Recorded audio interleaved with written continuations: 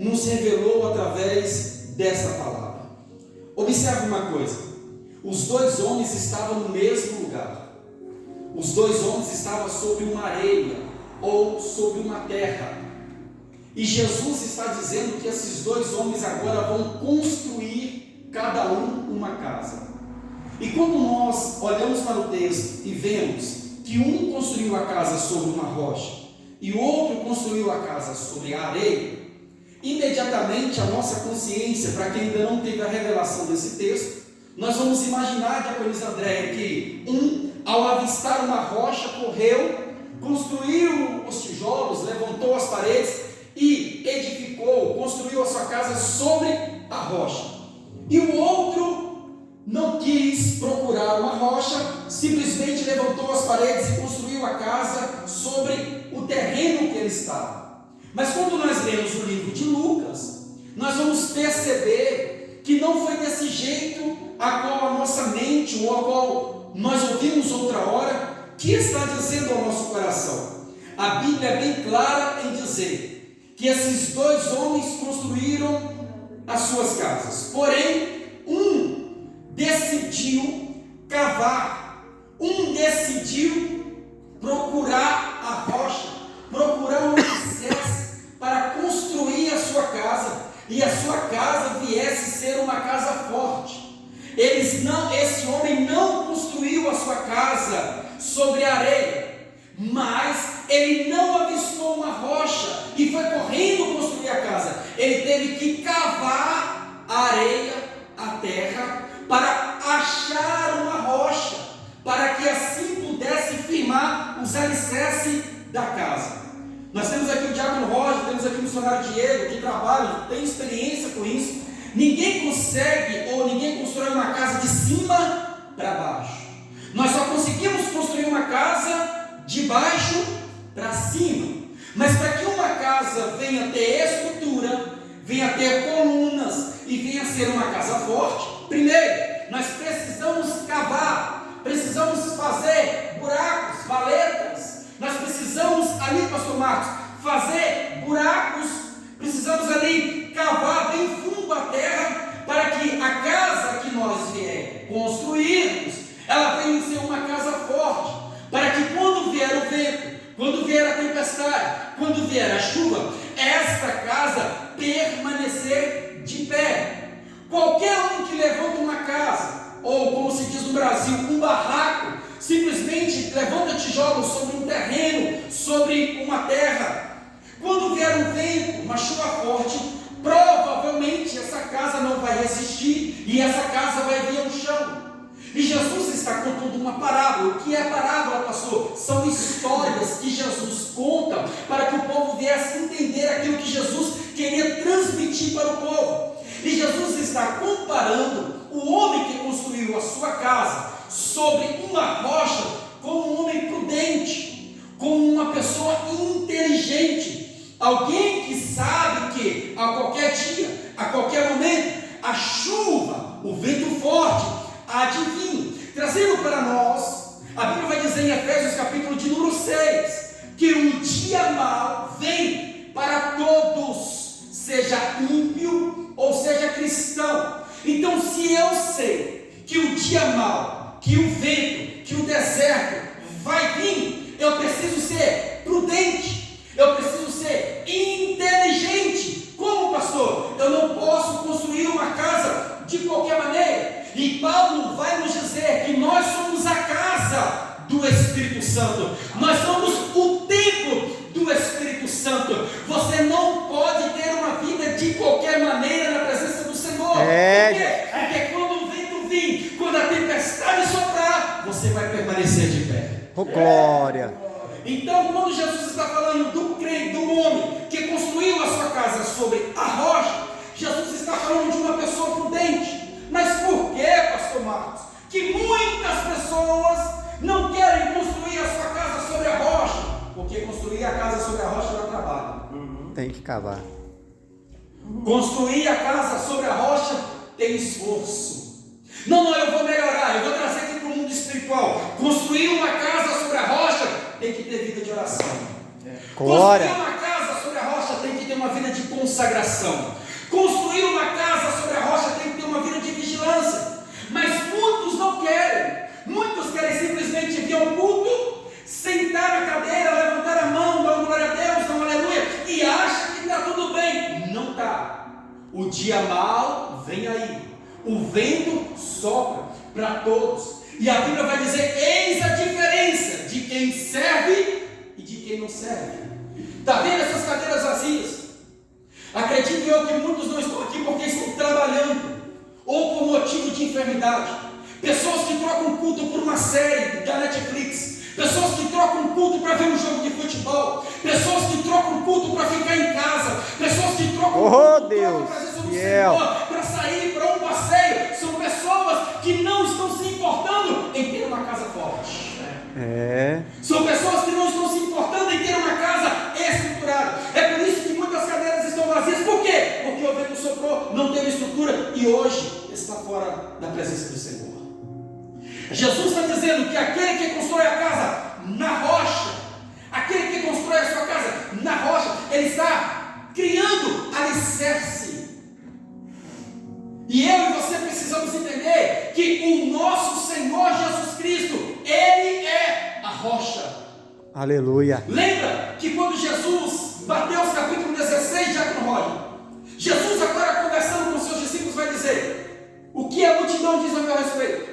Depois Jesus vai dizer: e para vocês, quem eu sou? Pedro se levanta e diz: tu és o Cristo, o Filho do Deus Altíssimo. Jesus vai dizer: tu és Pedro, e sobre esta pedra, Jesus, edificarei a minha igreja, e as portas do inferno não irão prevalecer contra ela. Aleluia. Jesus é a nossa rocha. Aleluia. Jesus é o nosso alicerce. Mas tem muitas pessoas que estão com a casa na areia, não querem intimidade com Deus. Você já leu Jeremias 33:3? O que diz? Clama a mim e responder-te-ei. E o que? Te mostrarei coisas ocultas que você não conhece. Anunciar-te-ei coisas grandes e firmes que não sabes. Deus só anuncia coisas grandes e firmes para os seus íntimos.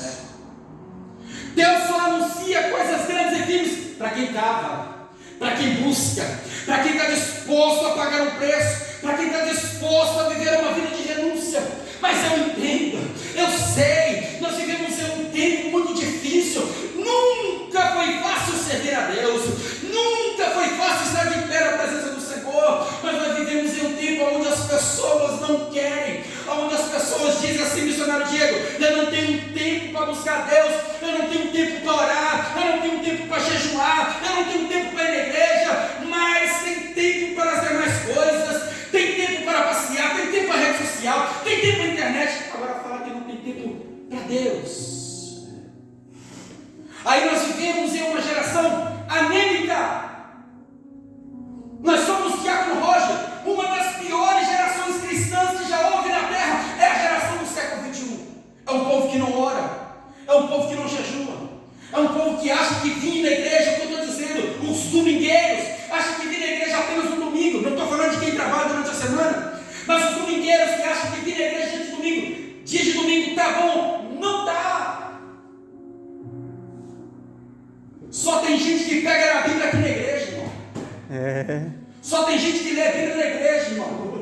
Só tem gente que ora, irmãos, aqui quando o pastor faz a oração inicial. Jesus. Ah, pastor, todo dia eu acordo de manhã e falo: obrigado, Jesus. Isso não é oração, isso é gratidão ao Senhor por mais um dia de vida. Pastor, eu oro a Deus pelo alimento. Isso não é oração, isso é gratidão para aquilo que Deus te deu.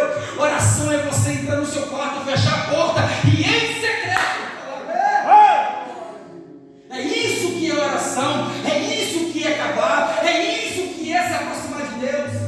Mas Jesus vai dizer, Mateus capítulo 16: aquele pois que quiser, é só para quem quer.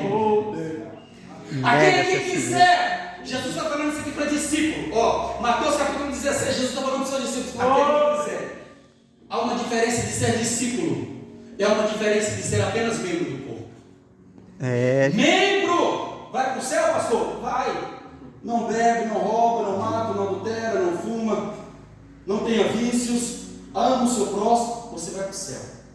Mas quem quiser ser discípulo,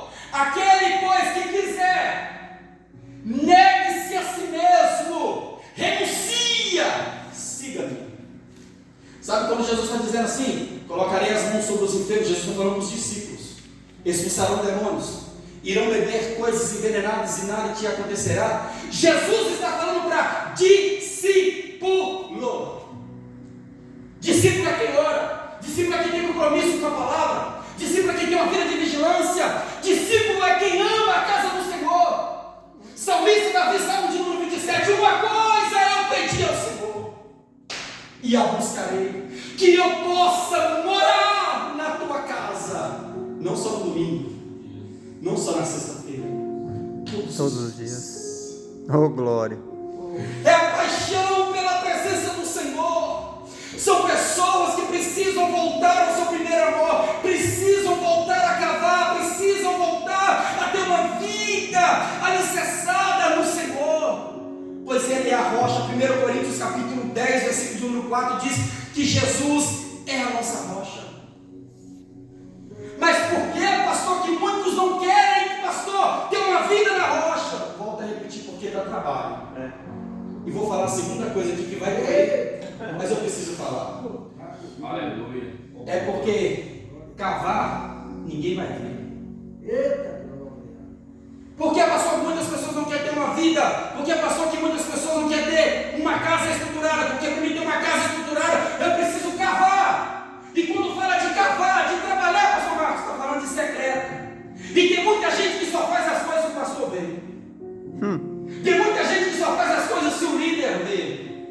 Agora, aquilo que você vai fazer no secreto, aquilo que ninguém vai ver, são poucos que querem fazer. E ter uma vida, uma casa estruturada, está falando de ter uma vida em secreto. Presta atenção. Ninguém viu Davi matar leão e urso.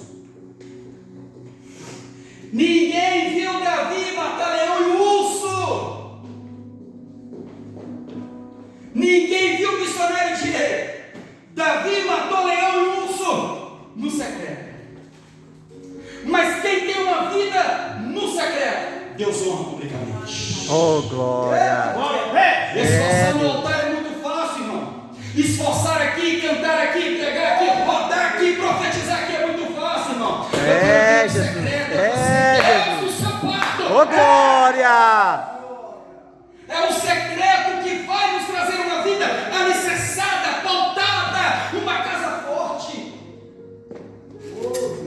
Nós vivemos uma geração, pastor Marcos, eu tomo conta da igreja de Sobral, pastor Marcos toma conta aqui da igreja de Arruda. A nossa maior alegria, irmãos, é chegar na igreja e ver a igreja cheia, é de ver os irmãos aqui contentes, alegres. Essa é a maior alegria do pastor. Mas nós entendemos, irmãos, nós entendemos que nós vivemos uma geração onde as pessoas levam uma vida de oscilação. Hoje está na igreja, amanhã está no mundo. Hoje canta, amanhã não canta. Hoje canta hino, amanhã está cantando música do mundo. Nós vivemos em uma geração, nós convivemos com pessoas que não têm um alicerce, uma decisão formada.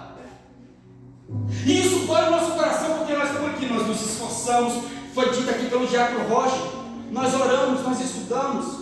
Nada contra, irmãos, nada contra. Até porque, eu já falei isso com o pastor Marcos, até porque se a gente ora e a gente posta lá no grupo, igual o pastor Marcos muitas vezes faz, coloca lá, vamos orar a igreja. Se a gente posta, o povo reclama que a gente quer aparecer. Se a gente não posta, o povo acha que a gente não ora. Então não adianta, agradar o ser humano não tem jeito. Não. Mas nós precisamos ter uma vida alicerçada no Senhor. É, Jesus. Glória a Deus. E você só vai ter uma vida alicerçada no Senhor se você tiver uma vida de secreto.